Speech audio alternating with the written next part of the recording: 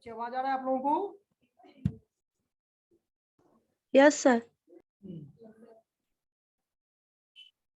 जैसे कि बच्चे आप लोग ग्रुप में आ गया है मैसेज, डेट के मैसेज आया है क्या? खुद से तुमने निकाली हो? कोई बात नहीं, तो आप देखो ना अभी कुछ क्या कंप्लीट ये है। खैर उसका ये मतलब टेंशन मत लो, जो होगा देखा जाएगा, ठीक है। पढ़ते जाओ, मेहनत करते जाओ। तो पहले को ये बताओ कि अभी छोड़ दो निकिता, मोबाइल बंद करो। क्वेश्चन क्या है उसमें? फाइनल अकाउंट का आपको लगता है क्या है? हाँ,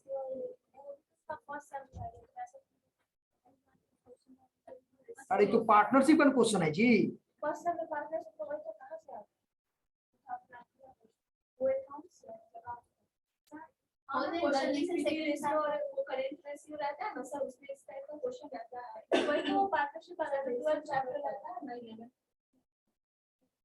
ये क्लियर लिखा हुआ है, find out the new profit sharing ratio and goodwill. ये नहीं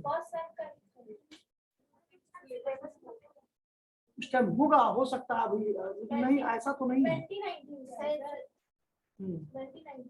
छोड़ो उसके टाइम नहीं, अधिक नहीं। तुम लोग को अगर आएगा तो हमको मुझे पता है बना दोगी तुम लोग। अगर आएगा तो तुम्हें तो पढ़ी हो ना जी, new profit sharing ratio. New profit sharing ratio बना करके आना है, लेकिन हाँ वो सिलेबस में नहीं है। हाँ मतलब न्यू प्रॉफिट शेयरिंग रेशियो का बहुत सर्कमस्टांसेस था, ठीक है, 4 कंडीशन था, हम लोग पढ़ाते थे। चलो, तो इसमें क्या करेंगे हम लोग अभी फिलहाल? बैलेंस शीट बता दिए थे। अब आप लोगों को करना क्या है, इसमें एडजस्टमेंट को लेकर के 2-4 क्वेश्चन पीडीएफ हम आप लोगों को भेजेंगे। आप लोगों को पढ़े, देखो एडजस्टमेंट में बेसिकली 8-10 एडजस्टमेंट जो है, जैसे कि देखो यार ओपनिंग क्या कहते हैं, क्लोजिंग स्टॉक। फर्स्ट एडजस्टमेंट कहां से स्टार्ट होता है? क्लोजिंग स्टॉक से। तो closing stock, outstanding expenses, prepaid expenses, ठीक है, और उसके बाद इनकम रिसीव इन एडवांस, और डेटा ये डॉटफुल डेट्स जो है, फर्दर बैड डेट्स ना, यानी डेटर से संबंधित, इसको ले लेना है को। और तो 3-4 तो ऐसे ही हो जाएगा, ठीक है। उसके बाद आप लोग फिर interest on loan, interest on capital, interest on overdraft, एक पैटर्न इसको भी देखना है हम लोगों को। और मैनेजर कमीशन, पढ़िए ना मैनेजर कमीशन। तो इस तरह का इतना एडजस्टमेंट को लेकर के चलोगी, काफी हो जाएगा। अच्छा, एक डेफर्ड रेवेन्यू एक्सपेंडिचर टाइप का नहीं रहता था कि 1/5 एक्सपेंडिचर क्या करता है, याद था ना? इस टाइप का भी क्वेश्चन आएगा, तो इसको भी जैसे 1/5 चला गया पीएल के डेबिट में, तो 4/5 कहां चला जाता था? इस तरह से कर दिया जाएगा। और आप लोग का क्लास तो यही चलता है, तो देखते हैं कुछ अगर इस तरह का। लास्ट क्लास कितना बजे आप लोग का? लास्ट क्लास 12 से 1 है, ठीक।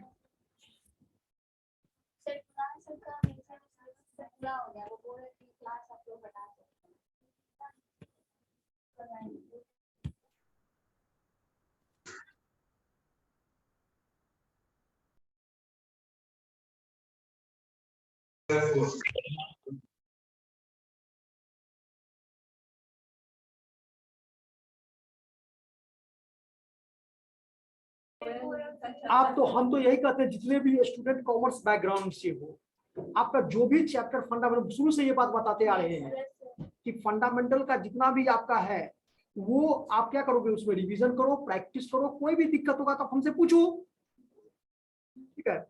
तो अभी हम क्या करेंगे, अभी क्या बता दिए, एक एडजस्टमेंट क्वेश्चन बता दिए, क्वेश्चन लेकर के लिखो। तो बुक में है ना जी, लो बुक का क्वेश्चन लो, होगा तो उसमें भी सही हो जाएगा। देखो तो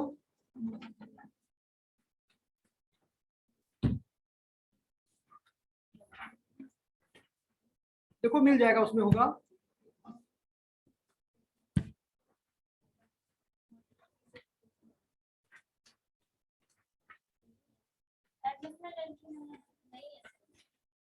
एडजस्टमेंट है ही नहीं क्वेश्चन। सुनने काम कर सकती हो, क्वेश्चन हम इसमें से ले लेते हैं, जो ट्रायल बैलेंस है उससे ले लेते हैं, एडजस्टमेंट में से लिखवाते थे तुम लोग। देखिए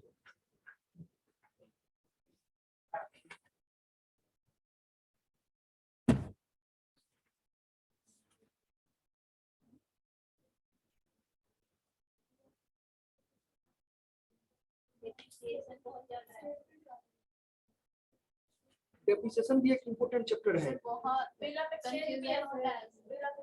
उसको पढ़ा देगी क्या? थ्योरी नहीं है मेरा, सब प्रैक्टिकल है।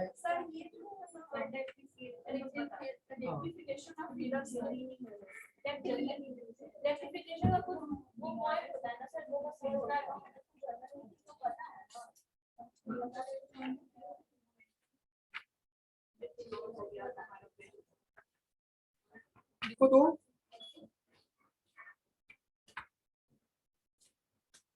क्वेश्चन नंबर इसमें बुक में जो आप लोग का है 11 नंबर क्वेश्चन है ना, इलस्ट्रेशन नंबर 11। सही बच्चों उसको निकाल लो। Page number sir? Page number आपका है 145।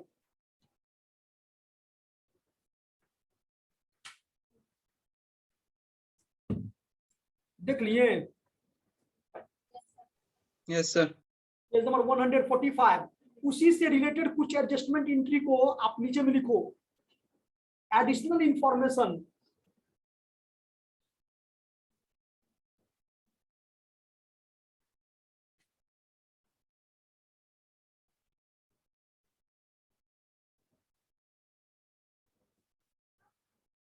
Outstanding rupees, outstanding wages, first adjustment में outstanding wages is rupees 1500।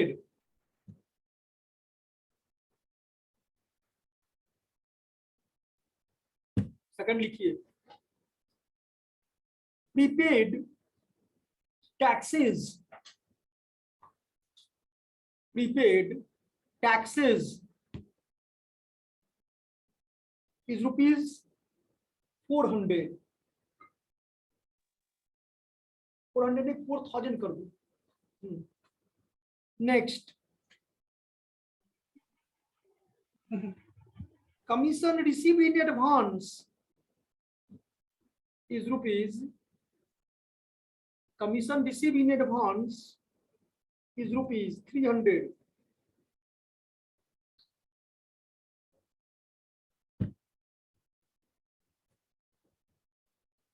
depreciation, next, depreciation on fixed assets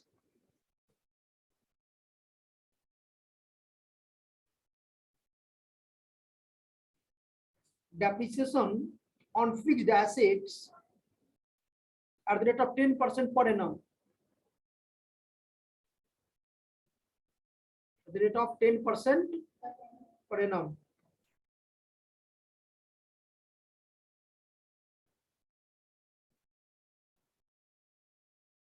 create a provision for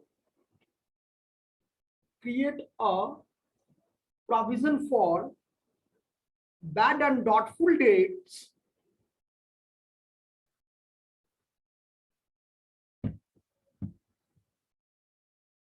is rupees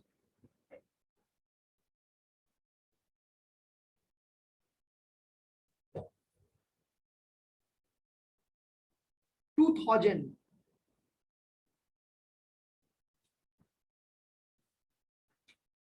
next, further bad debts is rupees 3000। further bad debts is also known as, जानती हो ना further bad debts के बारे में? हाँ, एक तो वो जो ऑलरेडी डूब चुका था पैसा, और दूसरा ये कंडीशन करा कि ये पैसा और डूब रहा है। जब अकाउंटिंग ईयर क्लोज किए उस टाइम में जाकर के मुझे पता चला कि मेरा पैसा और डूब रहा है। कितना की फर्दर बैड डेट्स? चलो लिखो, the closing stock, further bad debt कितना है सर? क्या further bad dates? 3000।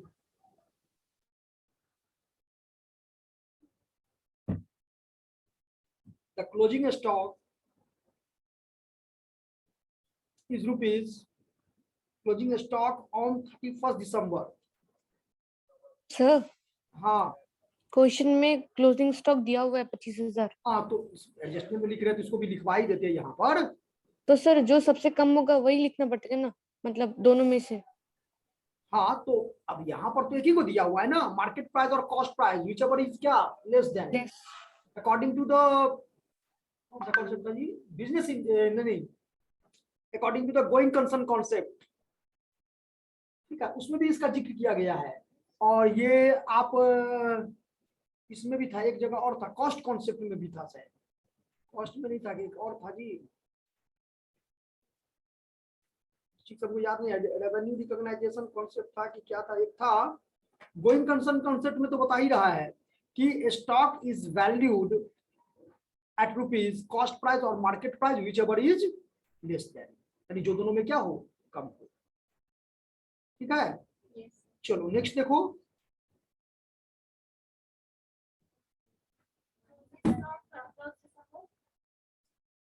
Nineteen 1993 closing stock कितना है सर? हाँ बता रहे 1993 was valued rupees 25,000। कितना हुआ एडजस्टमेंट जी? 7। तो हो तो गया। अभी 11 नंबर क्वेश्चन है आपके पास में और 7 को एडजस्टमेंट हुआ एक क्वेश्चन में, तो दूसरा क्वेश्चन में 7 को लेकर के क्या हो जाएगा, कंप्लीट प्रैक्टिस करो खाली, ठीक ना। टाइम देखो आप समझा रहे हैं, चले बोर्ड पर। Yes, sir. देखो बहुत सारे बच्चे कम आए हैं, कोई बात नहीं, जो नहीं आए हैं अब आप एक चीज तो समझ लेना, अब अगर रिपीटेड करोगे तो फिर दिक्कत है। सही बच्चे इसको बढ़िया से रिवीजन करना है। नो तो क्या है, मार्कर वही छोड़ दिए,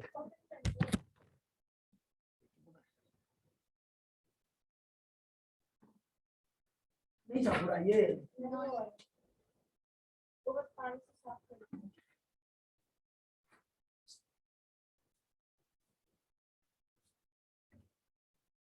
लो अब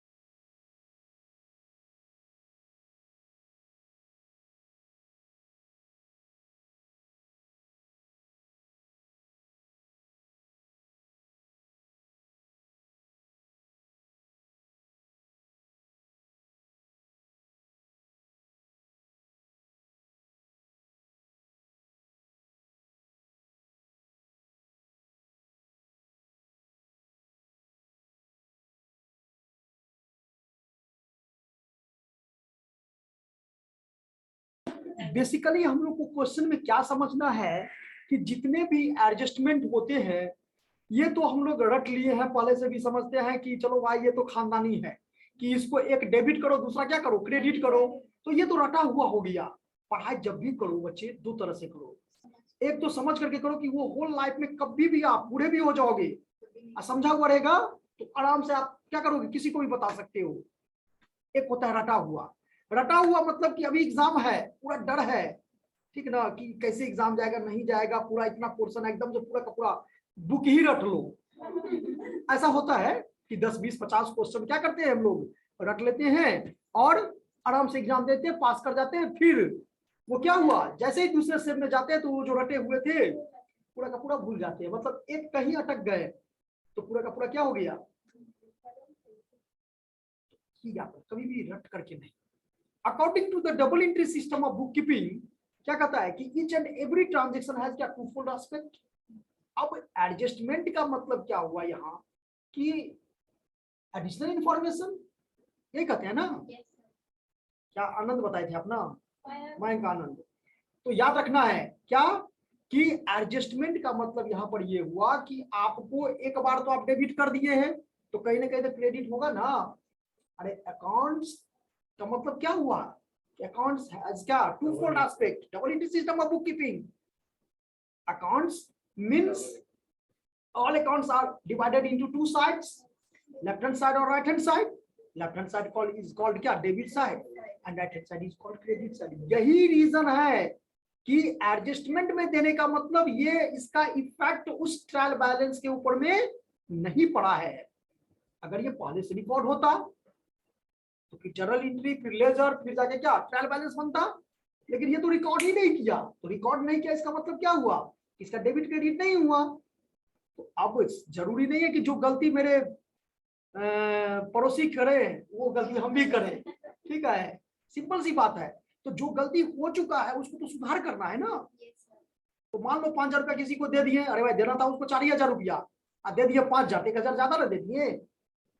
बिजनेस यह देखना चाहता है कि आप, बिजनेस का मकसद क्या है? क्या है? To find out the net result. वो तो नेट प्रॉफिट जानना चाहता है. नेट प्रॉफिट तो तभी आएगा जब उसका एग्जैक्टली जो भी अमाउंट है उसको आप डेबिट क्रेडिट करोगे. तो one account is debited, then another account is क्या? क्रेडिटेड. तो एक डेबिट दूसरा क्रेडिट. तो यही तो रीजन है, एक डेबिट के लिए दूसरा क्या क्रेडिट के लिए होता है. तो हम लोग कहते हैं रख लेते हैं. नहीं, एडजस्टमेंट में जो है उसको कहीं ना कहीं दो जगह करना है. अरे बच्चे, दो जगह करना है मतलब क्या? एक डेबिट फिर से तो एंट्री करना है मुझे. अगर वेजेस आउटस्टैंडिंग हो गया, वेजेस ड्यू है, तो इसका मतलब क्या है कि अगर हम इसको एंट्री करेंगे तो क्या एंट्री करेंगे? Wages account DR. देखो, वेजेस अकाउंट टू. अब चूंकि debit all expenses and losses, अब ये तो डेबिट हो गया. क्यों? क्योंकि ये खर्च है. तो टू क्या करते हैं? To outstanding. तो हम लोग यहां समझ क्या लेते हैं कि इसको क्या करना है कि जो भी आपका आउटस्टैंडिंग होगा उसको रिलेटेड आइटम में ऐड कर देना है. क्या कर देना है? ऐसे खानदानी मतलब रख लीजिए हम लोग, ऐड कर देना है. लेकिन जब आप इसको नतीजे पर जाओगे, जब इसका लेजर आप बनाओगे, तो आपको पता चलेगा कि क्यों ऐड करते हैं. ऐड इसलिए करते हैं कि डेबिट, ये वेजेस क्या हुआ है? डेबिट ना, एक्सपेंसेस है ना.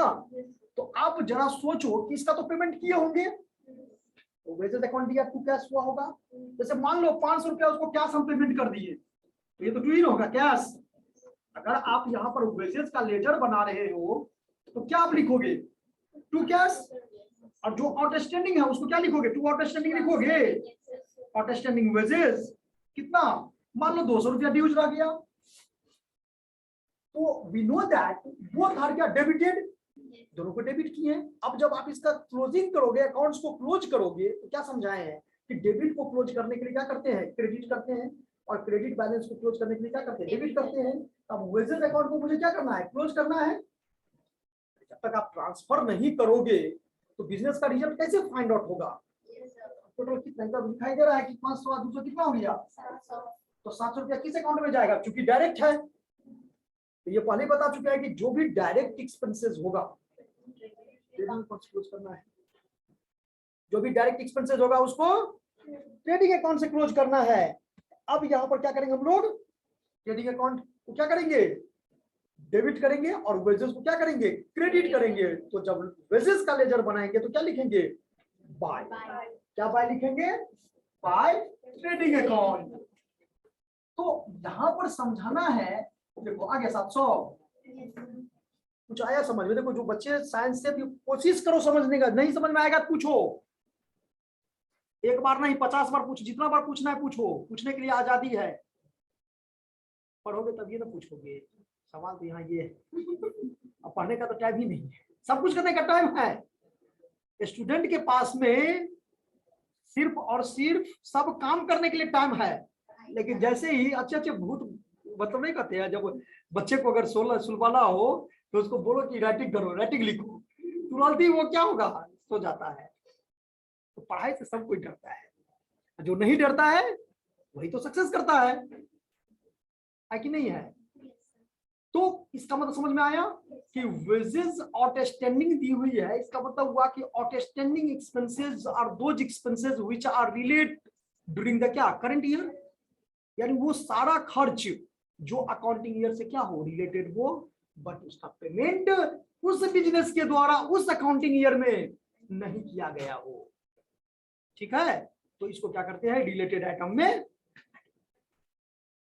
और दूसरा, अब तो ये एक साइड तो हो गया, तो चूंकि एडजस्टमेंट एंट्री है तो एक तो डेबिट का काम तुम कर दिए, अब क्रेडिट तो मेरा बचा हुआ ही है।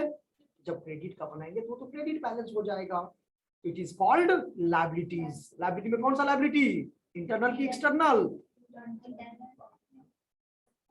अरे एक्सटर्नल लायबिलिटी होगा ना जी। इंटरनल लायबिलिटी तो वो लायबिलिटी हुआ जो बिजनेसमैन को पेमेंट करेगा। ऐसे मत सोचो, क्वेश्चन में पूछ रहे तो उसको जब डिटेल पूछ रहे तो डिटेल जवाब दो। आप लोग बच्चे सभी कोई कैमरा बंद कीजिए, ठीक है, बहुत बढ़िया से आप लोग को समझ में आएगा। पता नहीं चलेगा गुरुजी को जो मतलब क्या बच्चा पढ़ रहा है कि क्या कर रहा है, कि चना खा रहा है बैठ करके घर में। नहीं, पढ़ने का मतलब देखो, पढ़ने का मतलब क्या, ढंग से पढ़ाई करना है। अब देखो इसमें कैमरा भी बंद कर दिया है और आवाज भी म्यूट कर दिया है। अब जंगल में है कि मतलब बक्सर जी कहीं तपस्या कर रहा है, कौन मुनि जी बक्सर के कोई है यहाँ पर? नहीं, हाँ बोलो। विश्वामित्र ना, उसको मुनि आश्रम कहा जाता है, ठीक है। तो वहां पर बैठ के तपस्या कर रहे हैं, कुछ पता नहीं चल रहा है। ओके रूपम, रूपम बताइए। Yes sir. एक तो क्लोजिंग स्टॉक का कॉन्सेप्ट पहले ही क्लियर था, आउटस्टैंडिंग समझ में आ गया। तो अब तो बना लोगे कि आउटस्टैंडिंग एक्सपेंसेस किसी भी आइटम पर हो तो उसमें क्या करेंगे, ऐड कर देना है और उतना ही अमाउंट से बैलेंस शीट के लायबिलिटी साइड में शो कर देना है। ओके बच्चे, चलो नेक्स्ट बताओ, नेक्स्ट क्या है? बस अपोजिट। अब देखो हमको ये हुआ कि प्रीपेड का मतलब ये हुआ कि वो सारा खर्च, एक तो चीज याद रखना है, एडजस्टमेंट तभी एडजस्टमेंट सवाल आया क्यों, क्योंकि इसलिए आया कि बिजनेस क्या करना चाहता है, नेट रिजल्ट। अगर वहां उसके मन में नेट रिजल्ट का बात नहीं आता बच्चे, तो कभी भी बिजनेस क्या करता, ये एडजस्टमेंट का काम करता ही नहीं। क्या जरूरी है एडजस्टमेंट करने का? तो उसके मन में कहीं ना कहीं ये ख्याल आता है कि हम जो काम कर रहे हैं उस काम को करने से नेट प्रॉफिट हुआ कि नेट लॉस हुआ, ठीक है। तो अब यहाँ पर prepaid expenses is also known as expenses paid in advance, ठीक है। प्रीपेड एक्सपेंसेस को हम लोग क्या कहते हैं बच्चे? तो उन वो सारा खर्च, ध्यान से सुनना, प्रीपेड एक्सपेंसेस का मतलब हुआ कि वो सारा खर्च जो बिजनेस को पेमेंट नहीं करना था लेकिन क्या किया गया, एडवांस कर दिया गया। आप कॉलेज का फीस मान लो अभी फर्स्ट सेम में हुआ, सेकंड सेम का भी फीस दे दिए हो, ठीक है। तो मतलब एडवांस का मतलब, अब मकान मालिक का रेंट है, देना था 12 मंथ का लेकिन दे दिया उसको 15 मंथ का। तो जितना आप अमाउंट एक्स्ट्रा उस अकाउंटिंग ईयर से रिलेटेड जो भी अमाउंट उसका बनता है उससे ज्यादा आप क्या कर दिए, मतलब एडवांस। और आजकल तो अनारियो बच्चा रहता है तो एडवांस का मतलब जानता है, कुछ जाने ना जाने वो एडवांस का मतलब जरूर जानेगा। वर्ड बच्चे भी जानता है, देखते नहीं हो बच्चा सबको अगर 5 रुपया दोगे ना, दिखाओगे ना, तो तुरंत तुम्हारे पास दौड़ के आ जाएगा। मनी वो भी पहचानता है। ऐसा देखे हो 4 साल का, 5 साल का, 3 साल का कोई बच्चा है घर में, तो देखोगे उसको, देख रहा तो टॉफी बिस्किट का क्या कहते हैं उसको, कुरकुरे लेस ये सब दो, तुरंत दौड़ के आ जाएगा सामने, ठीक है। तो मतलब ये सब पैसा को सब पहचानता है। तो एडवांस जो भी आपने क्या किए पेमेंट, तो बिजनेस को बताओ, बिजनेस का 500 रुपया पेमेंट कर दिया एडवांस, तो कैश तो चला गया बिजनेस के पास से। तो क्या अब वेजेस तो मान लो इसको खर्चा करना था, रेंट का कितना, मान लो 12,000 करना था पेमेंट, 1000 पर मंथ, तो कितना हुआ एक साल का, 12,000 हुआ ना। अब वो 13,000 रुपया शो किया हुआ है ट्रायल बैलेंस में, तो आपको दिमाग लगाना पड़ेगा कि इसका मतलब 1,000 रुपया क्या किया गया है, एडवांस प्रीपेड हो गया ना, it is deducted from the related item. अभी आउटस्टैंडिंग के बारे में क्या समझा है, ऐड करना है, क्यों, क्योंकि नहीं दिए, देना है, ये ज्यादा ही दे दिए, अपोजिट हुआ नहीं ये, कि ये ज्यादा ही दे दिए, मतलब दे रहा था 12,000 और दे दिए कितना, 13,000। तो जो भी एक्स्ट्रा अमाउंट आपने बिजनेस को क्या किए, पे कर दिए, तो बिजनेस तो नेट रिजल्ट जानना चाहता है, और वो नेट रिजल्ट तभी आएगा जब उसमें से वो क्या करेगा, 13 को 12 पर लाएगा, यानी डिडक्ट करेगा 1,000। समझ में आ रहा है कि नहीं आ रहा है जी? तो prepaid expenses are deducted from the related item in trading और प्रॉफिट एंड, चाहे तो ट्रेडिंग के आइटम पर होगा या चाहे तो, ठीक है। और it is also shown on the right hand side of the balance sheet. इसको बैलेंस शीट के राइट हैंड साइड में भी क्या करना है, शो करना है। किस लिए, एसेट्स। ये भी आपको गोइंग कंसर्न कॉन्सेप्ट कहता है कि जितने भी प्रीपेड एक्सपेंसेस होंगे उनको बैलेंस शीट के एसेट साइड में शो करना है, क्योंकि वो एडवांस पेमेंट किया, यानी इस साल कर दिया तो अगले साल उसको पेमेंट नहीं करना है, इसीलिए ये बिजनेस में क्या हो जाएगा। ओके, नेक्स्ट बोलो। अब ये देखो, अब बताओ कि क्या नाम है आपका, निक्की। निक्की को हम 500 रुपए, निक्की एज अ मकान मालकी, मान लो मेरा मकान मालकी नहीं है, ठीक है, उसके मकान में हम रहते हैं। तो अब समझना यहाँ पर यह है कि निक्की को 1200 रुपया देना था, 100 रुपया पर मंथ था। तो निक्की को हमको रेंट कितना, उसके मकान में हम बिजनेस कर रहे हैं, तो वो तो मकान मालिक है ना, तो उसको पेमेंट करेंगे कि नहीं करेंगे। तो अब बिजनेस क्या किया, देना था 1200 रुपया, लेकिन बिजनेस क्या कर दिया, 1300 कर दिया। अभी जो प्रीपेड समझाए हैं, तो हम एडवांस दे दिए तो कोई तो एडवांस ले लिया ना, नहीं समझी। तो जो एडवांस लिया उसके लिए, बिजनेस अगर एडवांस देता भी है तो बिजनेस तो एडवांस लेता भी है। तो अगर मान लो बिजनेस किसी से इंटरेस्ट ही एडवांस ले लिया, सब कुछ करो, ठीक है, या कमीशन ही रिसीव कर लिया एडवांस, ठीक है, तो वो तो रिफंड करना है कि नहीं करना है। तो ये बिजनेस में क्या होता है, ठीक है। Commission receive in advance it is deducted from the क्या, रिलेटेड इनकम। देखो यहाँ प्रीपेड और अनअर्न, इसको हम दूसरा नाम भी जानते हैं कि prepaid expenses are also known, is also known as expenses paid in advance. ये देखो,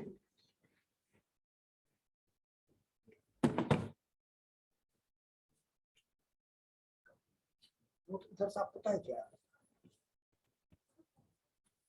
ये देखिए ना,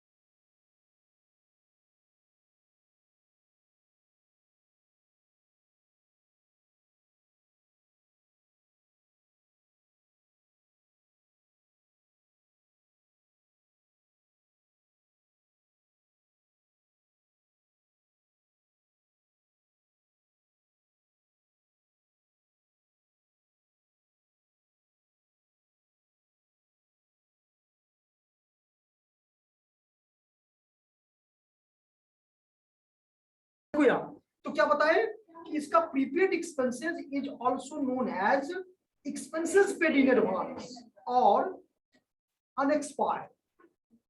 हाँ लिखा हुआ रहेगा, इस तरह का भी लैंग्वेज लिखा हुआ रहेगा, तो आप समझ लेना प्रीपेड एक्सपेंसेस ही है। उसी तरह से इसको लिखो, income receive in advance is also known as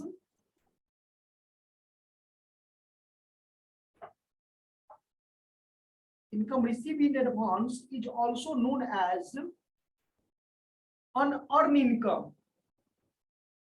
Unearned income received in advance is also known as unearned. तो ये जस्ट प्रीपेड। अब देखो होता क्या है कि आपको कॉन्सेप्ट इस तरह समझना है बच्चे, क्या समझना है,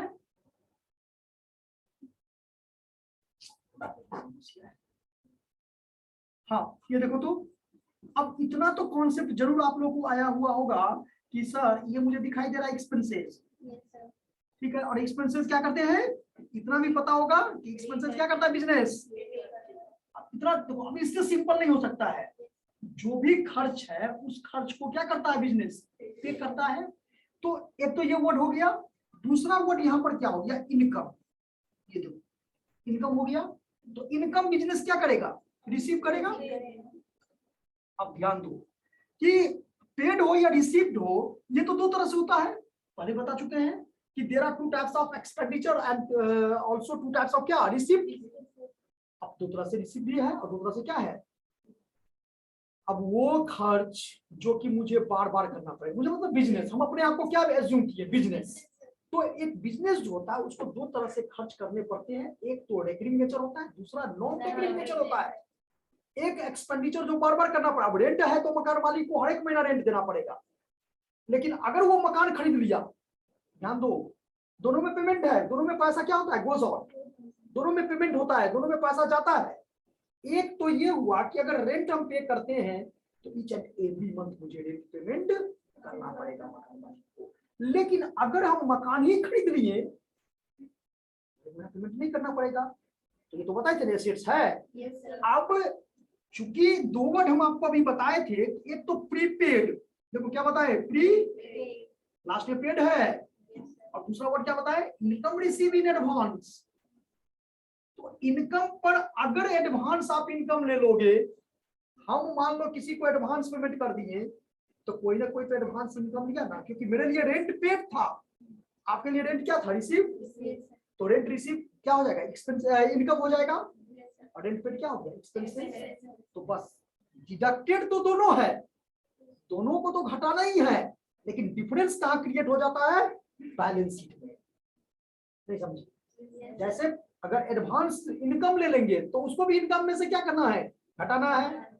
अगर मान लो एडवांस हम पेमेंट कर दिए तो उसको भी तो माइनस ही करना है एक्सपेंसेस में से। एक इनकम पर है, दूसरा क्या है, एक्सपेंसेस।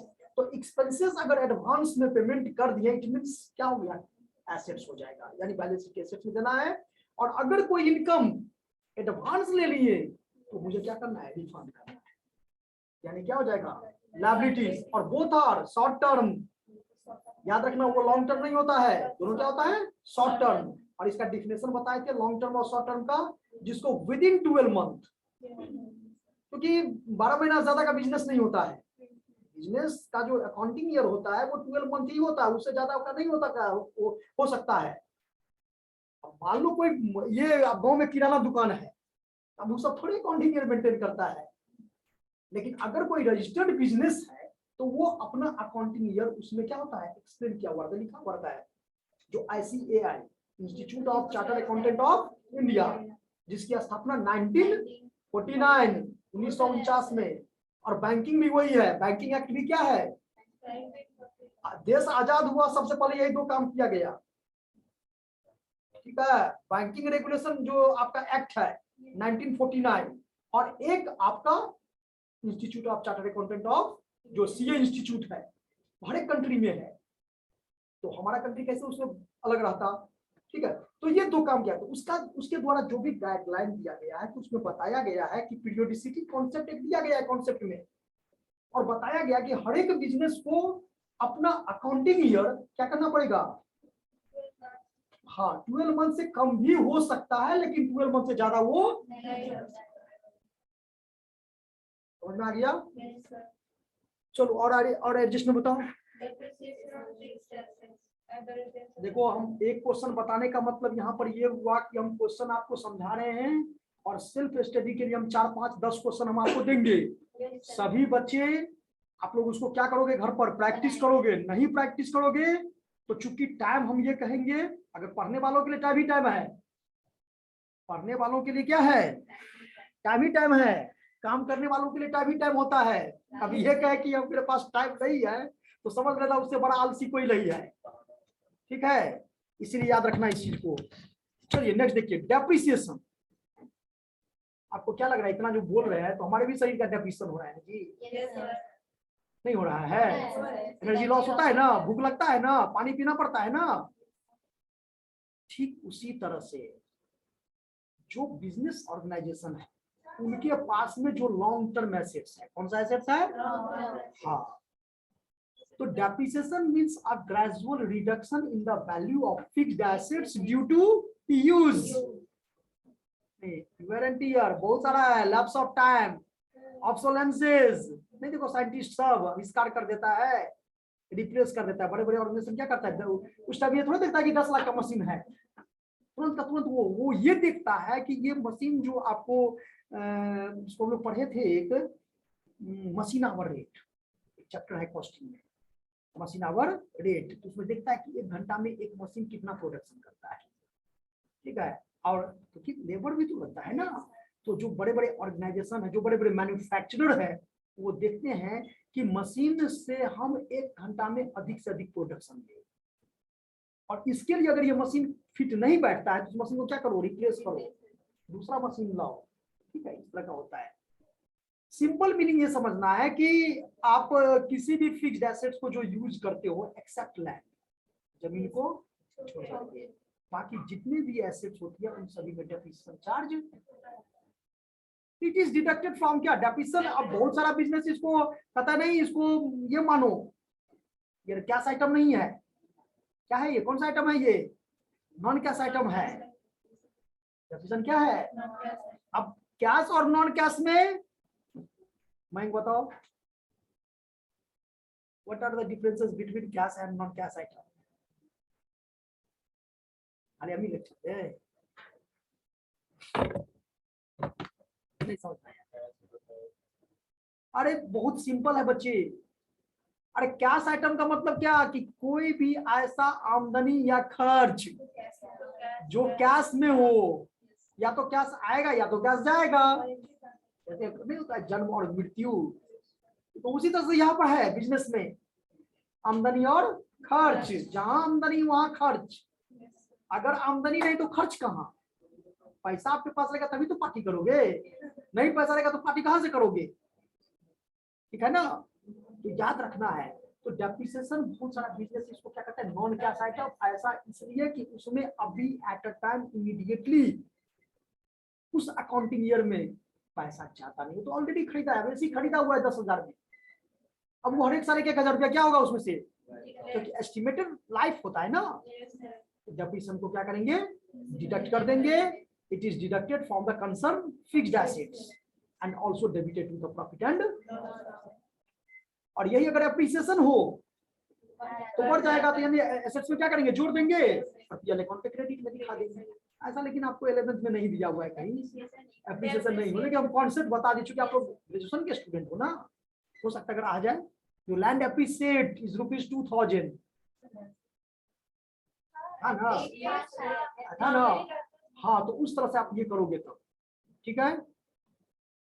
ओके नेक्स्ट बोलो। देखो इसका तो सीरीज है, इसका मेरे पास में सीरीज है। उस सीरीज का मतलब क्या कि 3-4 वर्ड को ध्यान रखना पड़ेगा। एक तो फर्दर बैड डेट्स, पहले मीनिंग समझ लो फिर आगे हम लोग देखेंगे। What do you mean by bad debts? Bad debts का मतलब क्या हुआ, amount not realised from debtor या अमाउंट इरिकवरेबल फ्रॉम डेटर, ऐसे भी तो लैंग्वेज कर सकते हैं कि वो पैसा जो कि कर्जदार के यहां से वापस, वही पैसा उस बिजनेस के लिए क्या होगा, बैड डेट्स हो जाएगा। तो बैड डेट्स का मतलब यहाँ पर ये हुआ कि जो भी आपका अमाउंट डिडक्ट होगा, ठीक है, उसको हम लोग क्या करेंगे, बैड डेट्स का मतलब क्या हुआ कि जो भी अमाउंट आपका मतलब कहते हैं ना कि भाई हो सकता है डूब जाएगा पैसा, डूबा नहीं है, मन में हो सकता है, क्योंकि आपको स्टार्टिंग में बताएंगे there are 3 types of debtor. Debtor कितना होता है, 3 प्रकार का होता है। कौन कौन डेटर, एक तो पूरा का पूरा पैसा वसूल हो जाए, दूसरा पैसा आ भी सकता है और नहीं भी आ सकता है, तीसरा डूब ही गया। तो ये जब हम जनरलाइज मतलब जनरल एंट्री बना रहे थे उस टाइम मुझे पता चला कितना पैसा मेरा डूब गया, तो एंट्री कर दिए। लेकिन चूंकि आपको पता होगा कि फाइनेंशियल स्टेटमेंट हम लोग कब बनाते हैं, क्लोजिंग डेट में ना, क्लोजिंग डेट में जाके पता चलता है अरे यार तो और पैसा डूब रहा है मेरा, नहीं समझे।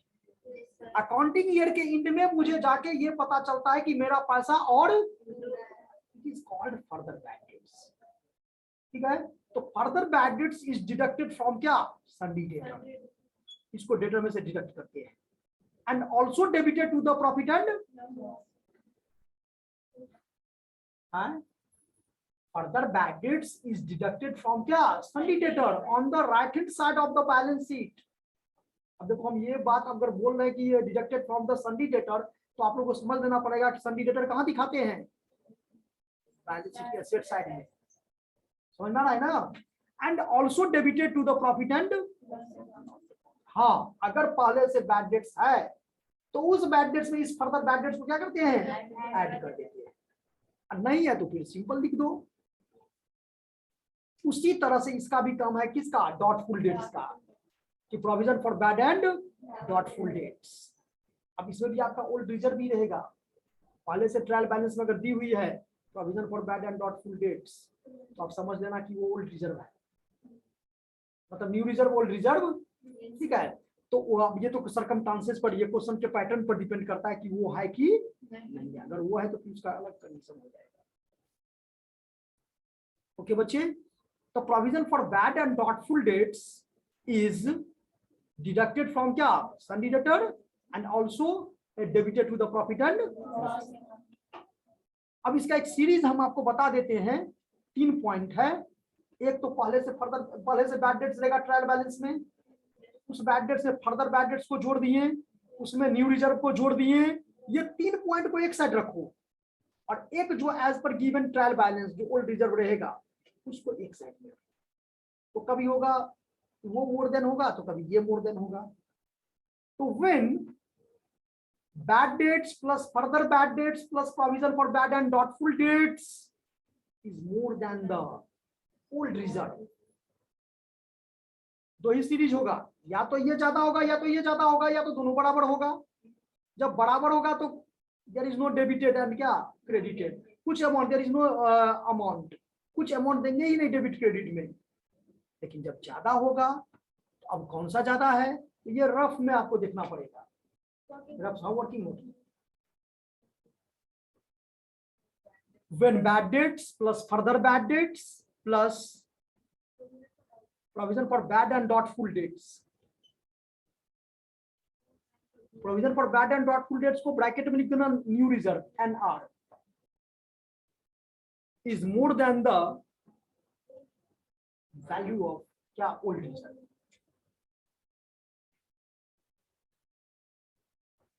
अगर ये तीनों ज्यादा हो जाएगा तो it is debited to the profit and loss account. तो क्या करेंगे, देखो ये तीनों डेबिट बैलेंस है और कौन सा बैलेंस है, क्रेडिट बैलेंस। तो अगर डेबिट ज्यादा है तो डेबिट को पहले लिख दो डेबिट साइड में, और उसमें से क्या करो, ओल्ड रिजर्व को घटा दो। देखो कैसे, तो देखो इस तरह से,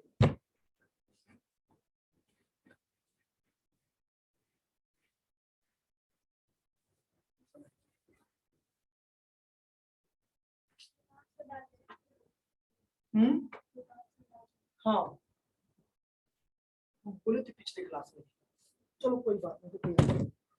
तो यहाँ पर क्या हो जाएगा,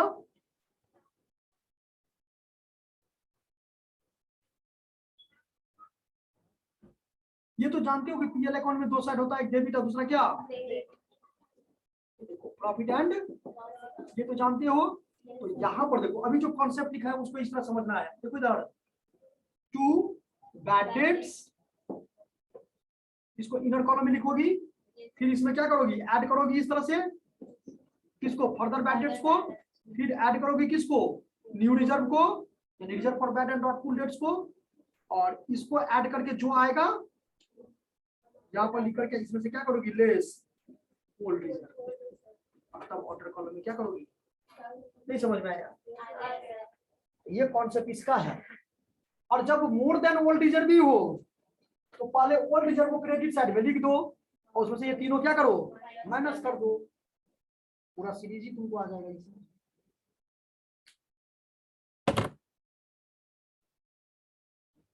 समझ में आया, और कौन एडजस्टमेंट है, ये तो जानना करती हूँ पहले से, और कोई है पहले इतना एडजस्टमेंट पर 4-5 क्वेश्चन, पर 6 क्वेश्चन बना के लो।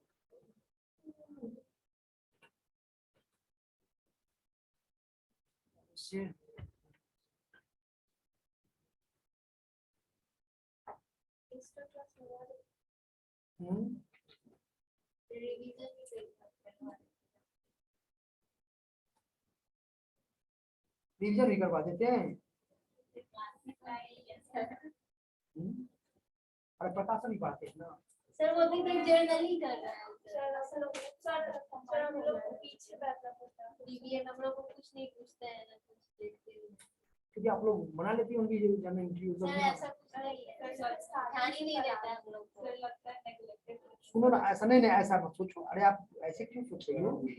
हमेशा याद रखना, निगेटिव थॉट रहेगा तो वो आपको निगेटिव की ओर ले जाएगा। सर वो नहीं मतलब नहीं सर मैं स्टार्टिंग में पता नहीं कीचड़ में ही कमल खिलता है ना, बड़ी कहते हैं।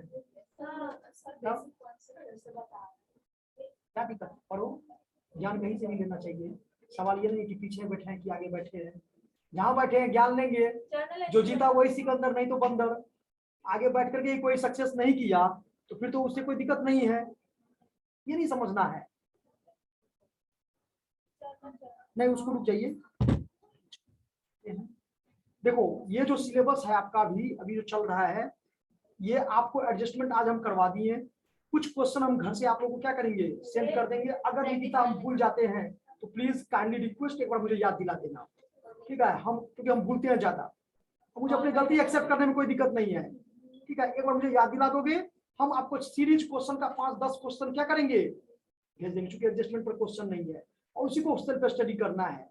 और नेक्स्ट क्लास में हम लोग क्या करेंगे, इसको डेफिनेशन जो इंपोर्टेंट रहेगा उसको हम लोग कर देंगे। 2-3 क्लास में डेफिनेशन आपको क्या करेंगे, तो यही है कि इसमें नहीं थोड़ा होगा करना। सर, क्या बात करती है, नहीं कैसे होगा एडजस्टमेंट का? तो इतना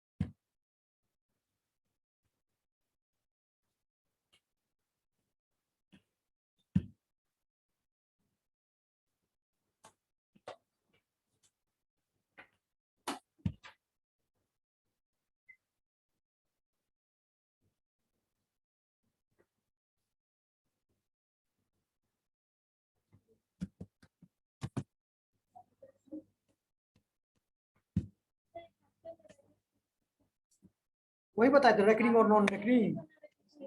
हाँ वो थ्योरी को नोट्स भेज देंगे, पढ़ा देंगे उसको। आप पूरा थ्योरी है, और एवरेज ड्यू डेट है काउंट ये प्रैक्टिकल है, लेकिन अब ये मार्केट से हट गया है, बहुत आउटडेटेड सिलेबस है। ये नहीं सिलेबस में है ना, थोड़ा थ्योरी बता देंगे इसको। थ्योरी में ये आउटडेटेड, इसका प्रैक्टिकल नहीं है। लेकिन तुम लोग भी बच्चे क्या करो घर पर, थोड़ा मेहनत तो करना पड़ेगा।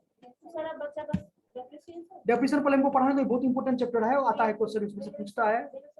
Bill of exchange rectification of error BRS, इतना पहले पढ़ लो, उसके बाद फिर हम आगे सोचेंगे।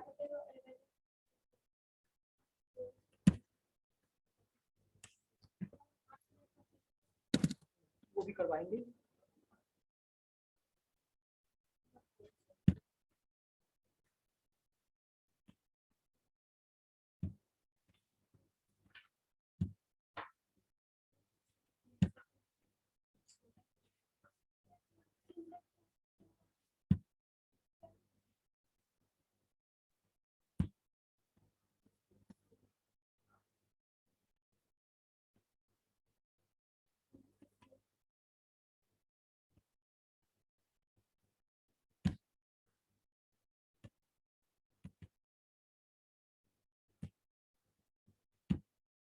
चलो सर, अटेंडेंस हो गया है। नहीं हुआ है।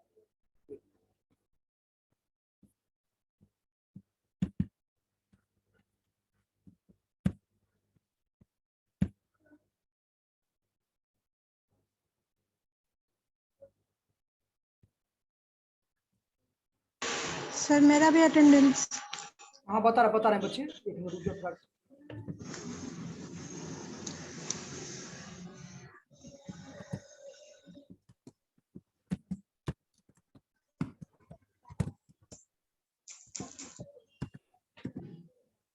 आवाज नहीं करो, आवाज नहीं करो।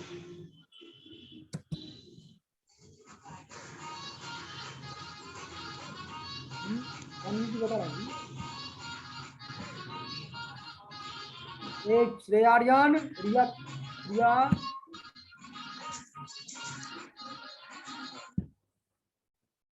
रिया नाम है ना, देखो लिखो 21। हाँ लिखो 1 6 12।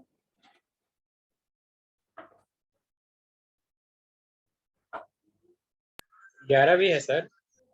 अच्छा ये इसका भी है, रुक जाओ पर इसको बना ही देते हैं, उसके बाद हम काम करेंगे कुछ।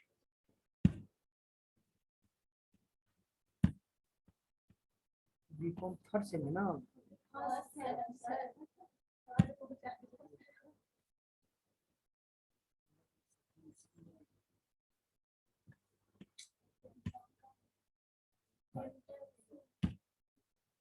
खाली रिवीजन करना है, प्रैक्टिस करना है बढ़िया से, ठीक ना, डर नहीं। हाँ तो आपको क्या लग रहा है, तुम्हारे बैच में बच्चे जो एक्स्ट्रा आए थे ना, अंकित कुमार, सृष्टि कुमारी, कितना तारीख आज है जी, लोग अटेंडेंस हम देखो टाइम से बनाते हैं, बोलो तो।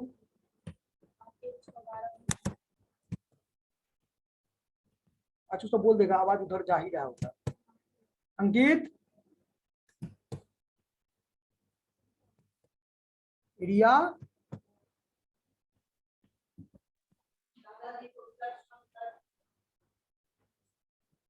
रिया आवाज आ रहा है क्या? Yes sir.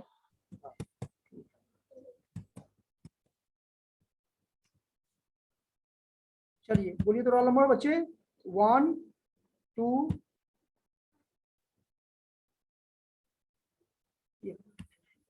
1 2 बताओ, 3 1 से 10 तक बताओ ना, कोई नहीं।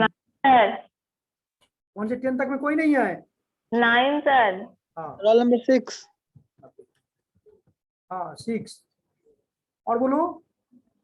9। हाँ 9 बढ़ा दिए, यानी 2 ही स्टूडेंट आए। 10 to 20 बोलो। 11 सर। सर 12। 15 सर। 12 15 सर। आप ही बोलिए। Sir role 15। 15 17 सर। 17 18। 18 सर 12 हो गया ना? हाँ 12। आप लोग लीव कर जाओ, क्लास नेक्स्ट क्लास ज्वाइन करो। 18 हो गया, और कोई? 20 to 30 बोलो।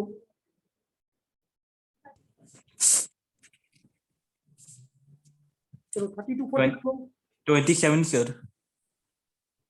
27 चलो 30 to 40 बोलो। 36 सर। 36 38 37 भी है। 37 भी है। चलो 40 सर 1 छूट गया था। अब 43 बोल जाओ। सर 45। 41 सर। सर 44 है। आवाज बंद करो। 41 बन गया। 50 सर। सर 49। 49 50 सर 45 हो गया। 45 नहीं बना दिए, हो गया। 50 सर। 50 चलो हो गया 50। सर 59। सर 52। 55 भी है, 59 सर भी 1 छूट गया था। हाँ बाद में देखते हैं। 61 सर 60 है ना?